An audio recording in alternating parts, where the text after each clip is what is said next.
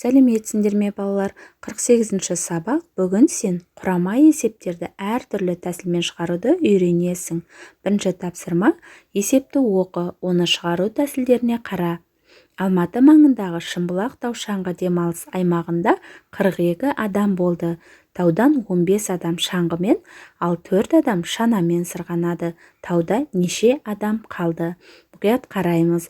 Бұл бір есепті 3 тәсілмен шығаратын боламыз. Бірінші тәсіл, бірінші қадамы 15 қосу 4 тең 19. Бұл дегеніміз таудан шаңғымен және шанамен сырғанаған адамдардың саны.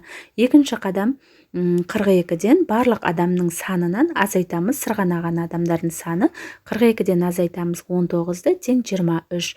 Демек, тауда 23 адам қалған.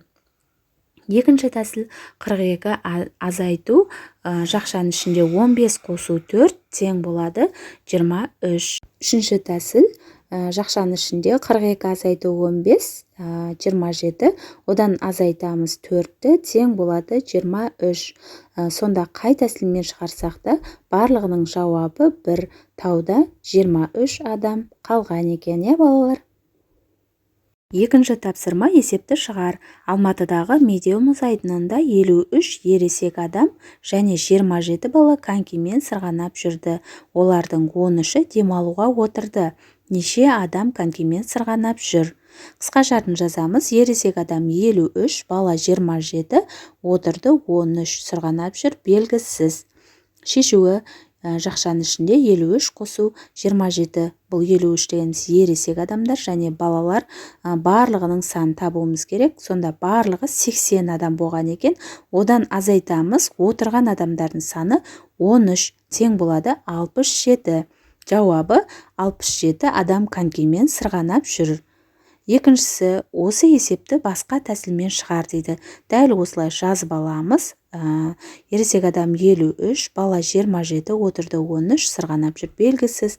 Шешуі: бірінші тәсіл 53-ті қосамыз 27-ге, тең болады 80. Бұл дегеніміз барлық адамдардың саны. Екінші қадам 80 азайту 13. Бұл дегеніміз барлық адамнан азайтамыз отырған адамдардың санын. 80-не 13-ті азайтсақ 67. Жауабы 67 адам конькимен сырғанап жүр екен. Екі тәсілде де жауабы бірдей болады. Үшінші тапсырма: көрсетілген өлшем бірліктеріне түрлендір. Бұл жерде сантиметр, метрді дециметрге айналдырамыз. 80 сантиметріміз тең болады 8 дециметрге. 2 метр тең болады 20 дециметр. 38 сантиметр тең 3 дециметр 8 сантиметрге. 9 дециметр 5 сантиметр тең 95 сантиметрге. Төртінші тапсырма: теңдеулерді шеш. А азайту 17 тең 37. А белгісіз балалар. Бұл жерде аны табу үшін 37-ге қосамыз 17-ні. А тең 54. Енді орнына қойып тексеріп көреміз. 54 азайту 17 тең 37. 37 тең болады 37-ге. 25 қосу В тең 25. Бұл жерде белгісіз сан В. В-ны табу үшін 25-тен азайтамыз 25-ті. В тең 0. 25 қосу 0 тең 25. 25 тең 25. 63 азайту К тең 0. К белгісіз. Бұл жерде К-ны табу үшін 63-тен 0-ды азайтамыз. Сонда болады К-мыз 63-ке тең екен. Енді орнына қойып тексеріп көреміз. 63 азайту 63 тең 0. 0 тең болады 0-ге. Демек, теңдеу дұрыс шешілді, балалар. Бесінші тапсырма: амалдардың орындалу реті бойынша өрнектер құр және олардың мәнін тап дейді. Бұл жерде өрнектер берілмеген, бірақ амалдардың орындалу реті берілген екен, балалар.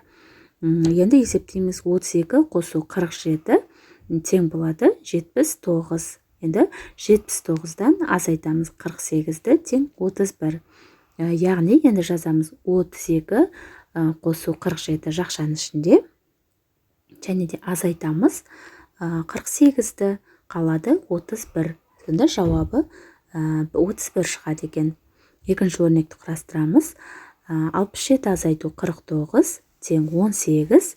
18 азайту 5 тең 13. Енді өрнек құрастырамыз.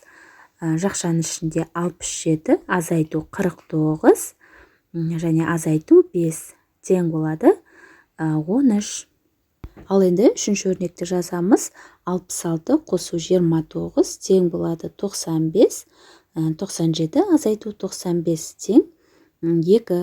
Енді өрнегіміз 97 азайту жақшаның ішінде 66 қосу 29 тең болады 2. Алтыншы тапсырма. Құрама есепті әртүрлі тәсілмен шығар дейді. Туған жер тақырыбына арналған концертке 7 ұл және 8 қыз қатысты.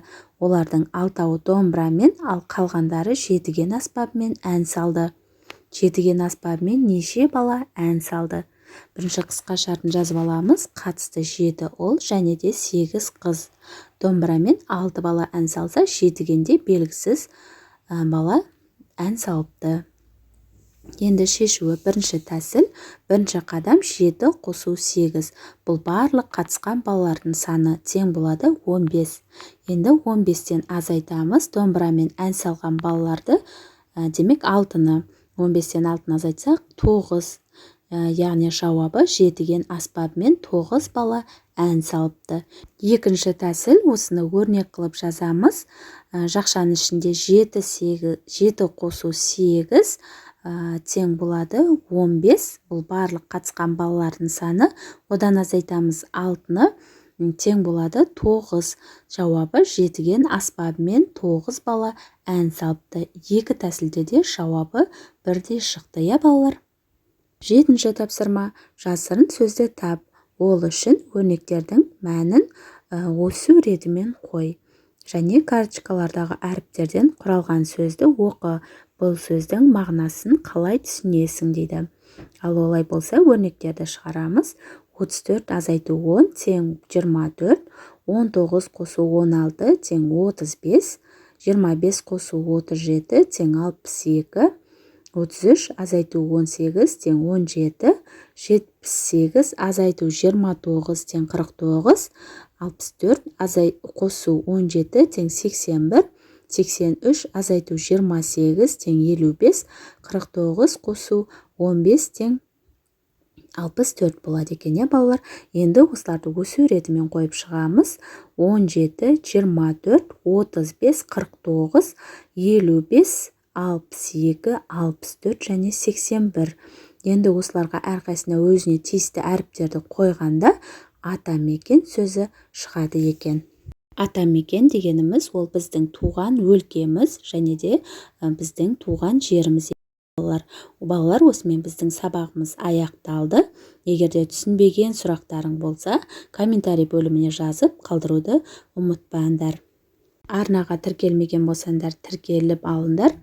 Осымен келесі сабақта кездескенше сау болыңдар, балалар.